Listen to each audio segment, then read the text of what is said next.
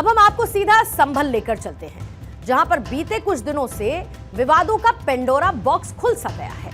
संभल में आज उस बावड़ी की खुदाई चल रही है जिसके अंदर बहुत सारे रहस्य छिपे हैं। संभल में जमीन के इस टुकड़े के अंदर एक पूरी इमारत मिली है। आप सोचिए कि अगर ये चर्चा शुरू ही ना होती तो शायद ही किसी को इस बात का आभास भी हो पाता कि जमीन के अंदर इतनी बड़ी इमारत छिपी हुई है।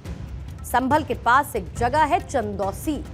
यहां पर राजस्व विभाग ने जमीन के नीचे की खुदाई की और खुदाई में जो सामने आया वो हैरान करने वाला है। यहां पर जमीन के अंदर से रानी की एक बावड़ी मिली है और जिस जगह ये बावड़ी मिली वो चंदौसी का लक्ष्मणगंज का इलाका है, जो कि साल 1857 से पहले हिंदू बाहुल्य इलाका माना जाता था।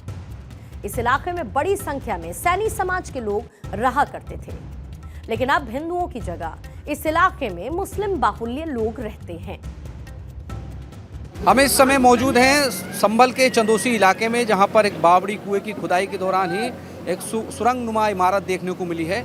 एक स्थानीय व्यक्ति की शिकायत द्वारा डीएम के द्वारा एक टीम गठित की गई थी, जिसके बाद यहां पर खुदाई हुई और कुएं की खुदाई, जो कि बावड़ी कुआं बताया जा रहा था, उसकी खुदाई के दौरान ही नीचे सुरंग नुमा इमारत है जिसके लगातार 6 से 7 गेट भी नज़र आ रहे हैं और यहाँ पर पुलिस का तैनाती यहाँ पर कर दी गई है, जिससे कोई लॉ एंड ऑर्डर की सिचुएशन क्रिएट ना हो। लगातार यहाँ पर जेसीबी मशीनों से खुदाई की जा रही है। तो ये गेट जो है, जिस पे सुरंग के साथ साथ देखिए पिलर बने हुए हैं, ये पिलर बहुत मजबूत बने हुए हैं। बहुत मतलब लगता है कि बहुत पुरानी इमारत है, प्राचीन इमारत है। 100 से 150 साल या 200 साल भी इसका इतिहास हो सकता है।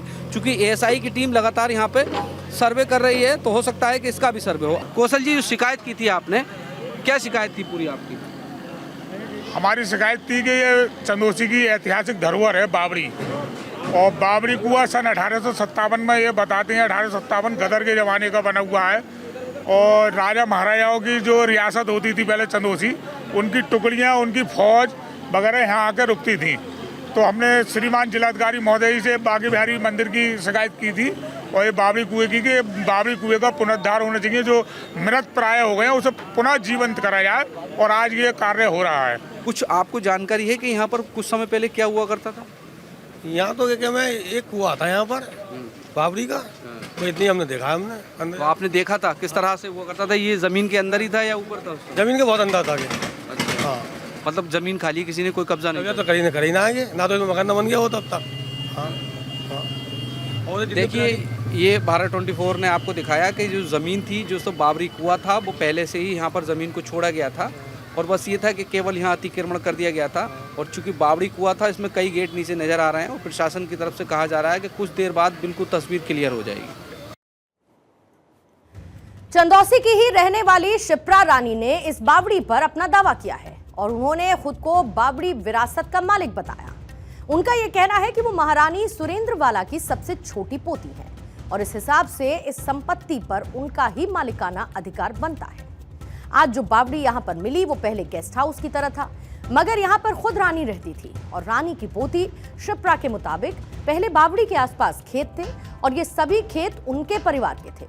रात को ठहरने के लिए बावड़ी काम आती थी और खुद रानी भी इस कोठी में रहा करती थी। रानी सुरेंद्रवाला मेरी दादी, विष्णु कुमार लल्ला बाबू की मम्मी, और ये जगदीश कुमार जी हैं मेरे दादाजी, रानी सुरेंद्रवाला के हस्बैंड। मैं जो चंदौसी में ये जो खुदाई हो रही है, ये हमारी ऐतिहासिक जगह है। हमारी दादी रानी सुरेंद्रवाला, बाबा जगदीश कुमार जी, इनकी ही संपत्ति है और उनके बेटे हैं लल्ला बाबू, विष्णु कुमार जी, उनकी मैं सबसे छोटी बेटी हूँ। और ये हमारा पुश्तैनी फार्म हाउस था, यहाँ पे हम लोगों का एक कुआं बना हुआ था बावड़ी, वहाँ पे एक हिस्टोरिकल प्लेस बनी हुई थी।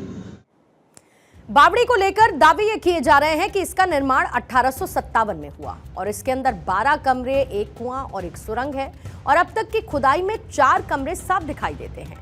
2 जेसीबी की मदद से खुदाई का काम जारी है और ढांचे को कोई नुकसान ना हो, इसके लिए बहुत सावधानी भी बरती जा रही है।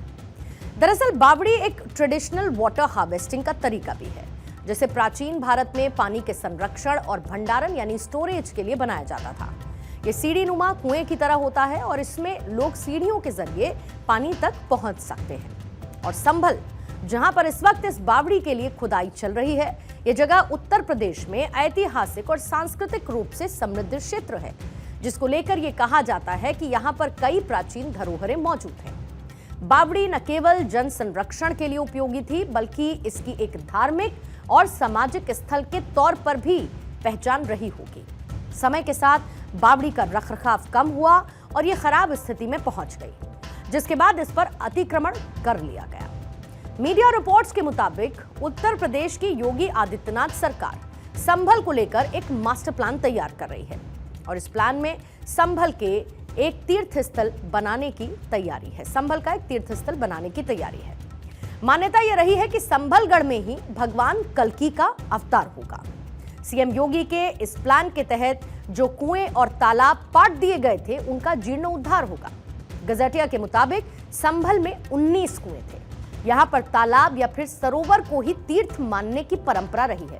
गजेटिया के मुताबिक संभल में 68 तालाब थे और इन सब की पहचान पर इनका जीर्णोद्धार करने की प्लानिंग है। संभल को लेकर यह भी कहा जाता है कि जिसका अंतिम संस्कार संभल में होता है, उसे मुक्ति मिलती है। इसके साथ ये सोच भी है कि संभल में कई ऐतिहासिक सुरंग हैं जो कि दिल्ली समेत भारत के कई पुराने शहरों और किलों तक जाती हैं। यानी कि संभल अपने आप में बहुत कुछ समेटे है और यहां पर मामला सिर्फ बराबरी के अधिकार का है, न ज्यादा का है न कम का है। ऐसा नहीं है कि हिंदू कह रहे हो कि यहां पर ज्यादा मंदिर होने चाहिए। ऐसा नहीं है कि किसी ने ये इमारतें विवाद पैदा करने के लिए रातों रात जमीन के अंदर गाड़ दी। ये दरअसल वो सच है जिस पर से पर्दा हटाने का अधिकार आज वर्तमान की मांग है।